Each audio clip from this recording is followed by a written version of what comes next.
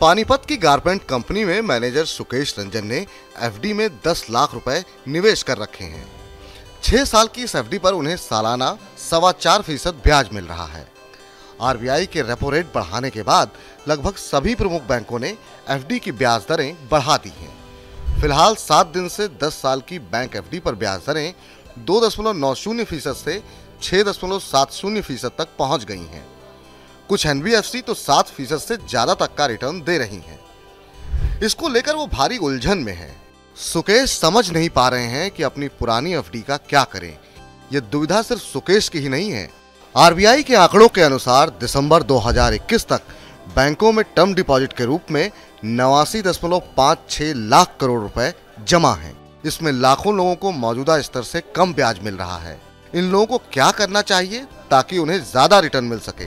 इस बारे में बैंकिंग मामलों के एक्सपर्ट अनिल उपाध्याय कहते हैं कि अगर आपने कम ब्याज पर एफडी करा रखी है तो इस पर ज्यादा रिटर्न प्राप्त करने के कई विकल्प हैं। इस एफडी को तोड़कर ऊंची ब्याज वाली एफडी में निवेश कर सकते हैं।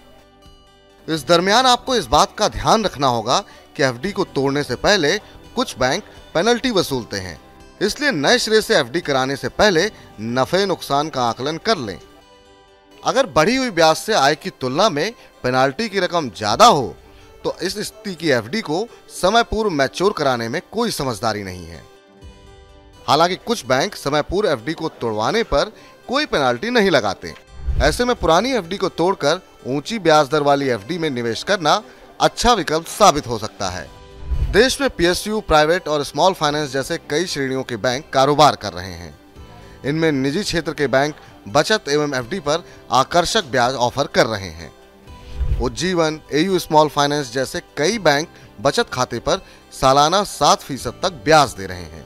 बचत खाते पर एक वित्त वर्ष में 10,000 रुपए तक की ब्याज आय टैक्स फ्री है, जबकि एफडी पर मिलने वाला ब्याज निवेशक की सालाना आय में जुड़ता है।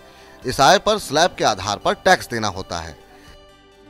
ऐसे में 4-5% की एफडी से बेहतर तो यही रहेगा कि इस पैसे को ऊंची ब्याज दर वाले बचत खाते में जमा कर सकते हैं। ये निजी व स्मॉल बैंक में भी आरबीआई के तहत ही काम कर रहे हैं।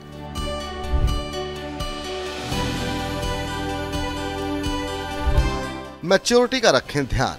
ऐसे में कमाई के लिए सिर्फ निवेश करना ही पर्याप्त नहीं है।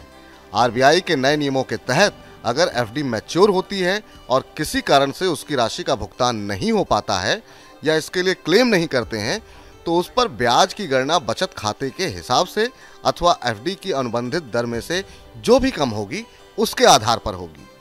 ऐसे में अगर एफडी की मैच्योरिटी पर क्लेम नहीं किया तो आपके निवेश पर कम ब्याज मिलेगा। इससे पूर्व किसी ग्राहक की एफडी की मियाद पूरी हो गई है और वो उसे रिन्यू कराने बैंक की शाखा में नहीं पहुंचता था तो बैंक स्वतः ही पूर्व की अवधि के लिए रिन्यू कर देता था।